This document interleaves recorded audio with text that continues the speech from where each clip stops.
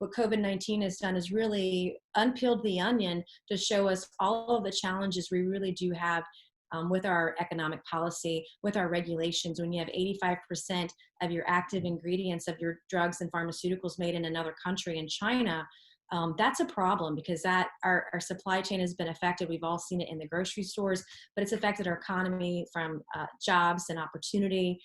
It's affected everyone everywhere from an economic standpoint, and especially our small businesses. And here in the first congressional district, small businesses are the backbone of our economy. And that's looking at ways that we can support them and help them restart, restore their businesses and reopen. What about that factor? I mean, obviously the COVID has done so much damage, or questions out there right now about the economy. What's your feeling about the way this was handled and the way it has affected business, and should things have been done differently? Yeah, certainly. I think when we look back, it's certainly easier to say what we should have done. I think the government shut down too much, too long. And in fact, there are some states that are still shut down far more than South Carolina is. And and so when we look at that and how our health has not been adversely affected in the way that we were told it was going to be, we should have opened up sooner and allowed it at least 50% capacity with our businesses earlier on. But you can't change that. What we can do moving forward is to reopen our economy entirely. And I think that's really important. I mean, if hundreds of thousands of people can protest in the streets, then certainly our businesses can be fully open as well. And we should be able to act responsibly, wash our hands, wear masks when we feel the need to. And if we have underlying conditions or are at greater risk, then we should stay home longer. And so I think it's about our freedom. It's about being treated fairly as well, from a personal and from a business standpoint. From that business standpoint, any thoughts on what you may do to help some of these businesses who now have to cut their capacity and everything else? They're looking at their bottom line and maybe losing that business in the future. Yeah, they are. And many have been affected by recent events as well. And so there are a couple of things we can do. After Hurricane Hugo, South Carolina small businesses were afforded the revenue procedure by the IRS. And if Congress could do this right now, but they could allow our small businesses right now, when they're doing their returns in July and October of this year, to write off their COVID-19 losses. Now, the stimulus package allows those small businesses to write off their losses in 2020, but they only allow it when they do their tax returns next year in 2021. But if we fast forwarded it and did it today, they would have access to more capital and would be able to continue their businesses better than they would be if they had to wait a year, because their businesses might not even exist in a year from now. And they need that capital now, and a lot of them were unable to access PPP or EIDL. And so that's an option that very few people are looking at. And our current representation has been so reactive. I want to be very proactive in what we can do right now. It's not going to cost taxpayers any money. Those losses are going to be written off regardless. Let's let our small businesses do it now. Obviously, we go from one sort of crisis to the next with the issue of Black Lives Matters and the protests and everything else out there. First, your reaction to what happened in Minnesota and what happened there, and what your feelings are about it. Well, it's horrifying, right? And when you see videos and photos of a death like that, it's sad, it's disgusting, and it's horrifying. And I think we all need to listen and understand the anger that many people have in the African American community. When you look at statistically, it's disproportionate, the numbers that we have in our prison, both federal and state. And there has been a lot done. In 2018, President Trump signed into law the First Step Act, which was a prison reform bill. And there's more to do there. And I think it's really incumbent upon us elected leaders, Republicans and Democrats, to find ways that we can agree on and help our communities. But what we can't have is riots. Protests are fine. We should allow people to be angry and protest, and we all respect the First Amendment, the ability to do that. But what we can't allow are to have businesses and entire communities and cities destroyed, because that hurts everybody. Black, brown, white, purple, that affects everyone in the community.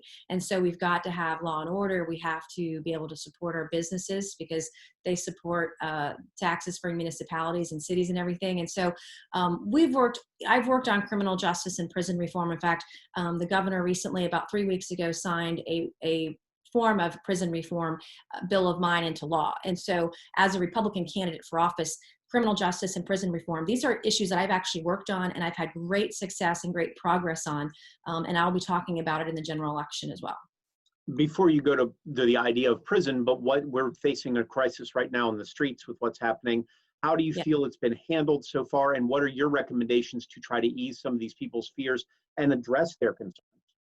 Yeah, well, our mayors have been leading that effort, and for most mayors in the Low Country, they've done a very good job. We had issues in the city of Charleston when our mayor would not call a curfew, and that was problematic. But the next day, they instituted a curfew. I think that we need to allow people to protest. They need to have their voices heard. They need to be able to meet and speak with law enforcement in our community. And I know up here in Charleston County and Dorchester and Berkeley County, our police chiefs have been, and even our town police chiefs have been working very hard to be a bridge to those communities. And we saw yet last night and other nights throughout the district, we've had prayer vigils.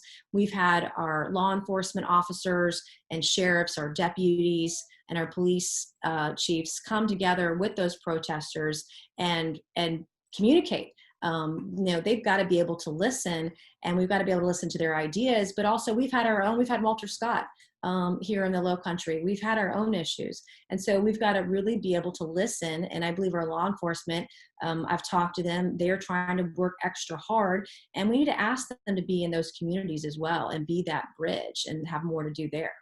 Beyond the communication, is there something that you believe can be done that's more tangible to try to help the situation? I think there's a lot that you can do at the federal, state, and local level. The state legislature is where I'm most familiar, and I know that we're working on criminal justice reform for minor infractions, nonviolent offenders. I think that's to start at the federal and state and local level.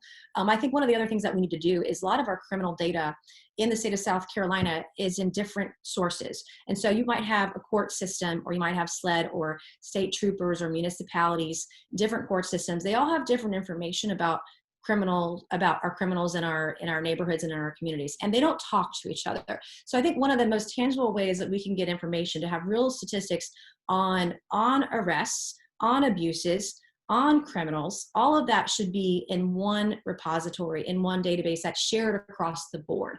I think that's a great place to start. You talked about how that you're more independent with what your views are and what your feelings are in this, but in a lot of your ads and the way you presented some of it, you have presented yourself much more connected to President Trump, perhaps, than other candidates out there.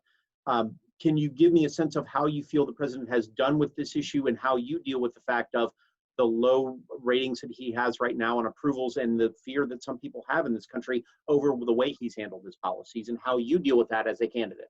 Yeah, well, every candidate in the Republican Party has tried to bridge some sort of relationship or acknowledgement of a relationship with the president of the United States. And I think that, we are in a Republican primary. And so we are talking to people who actually support the president overwhelmingly, regardless of the circumstances. And so each of us have illustrated that. And I worked on his campaign in 2016.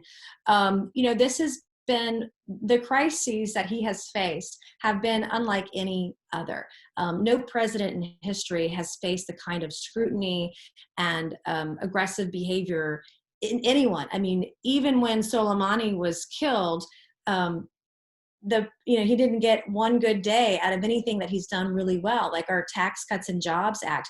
When we cut taxes, both corporate and individual, that really generated economic engine here across the country. And I know that in the Low Country, we had the lowest unemployment in the nation. At one point pre-COVID, we were at 1.86%. And so when you look at the economics of his presidency and you look at what has been accomplished pre-COVID, that's a precursor for us being able to rebound our economy once we get through this. I've said before, I felt like the federal government, state and local, shut down too much for too long. And I think that was across the board. That was the federal, the state, and the local governments and municipalities doing that. But that's in hindsight as well. I do want to see unity on the George Floyd issue. And I think that we need to have leadership. We need to have everybody come together. And we as Republicans, it's incumbent upon us to reach across the aisle and to be a bridge to that unity. And I want to see more of that going forward. But tomorrow, I'm just really focused on tomorrow as well. I am an independent voice. Those that know me and know my record in the General Assembly know that I will stand up and speak out and speak against you if it's not right for the low country or the people that I represent. When my own party, the Republicans, have spent too much money in state government, I vote against it every single time. And so, when I say I'm a truly independent voice, I really am, because I make decisions regardless of party. I'm going to do what's best for the people that I represent. And I'm the only candidate in the Republican Party that has that kind of record. Is that independent voice and the idea, obviously looking ahead, would make you the better candidate in this case, or what would it be? What would make you the better candidate to face off with Joe Cunningham when it comes to November? Well, I think I'm the best candidate because I have the most experience. I'm a state lawmaker. I also grew up here in the Low Country. I've made history here as the first female to graduate from the Citadel. I've been in business for 21 years. I have 2 kids that I'm raising. I know the area better than anyone. No one's going to work harder than I will. And this is a top take-back target for Republicans nationally, one of the top 2 seats probably in the country. And I'm the only candidate that's raised the kind of money necessary to win. I've raised over $1.4 million. I've raised more money in a primary than any candidate in the history of the 1st Congressional District, and that matters. I've raised over $1 million more than any of the Republican candidates. If you can't have the campaign apparatus to go against a Democrat incumbent who's well-funded, who has $2.6 million, and you can't raise any money, you're not going to have a shot at winning. I like all the Republican candidates. I think that their hearts are in the right place and they mean well, but there's only one candidate that can win tomorrow, and they've got to have the ability to raise the money necessary to win and have the campaign apparatus to do it.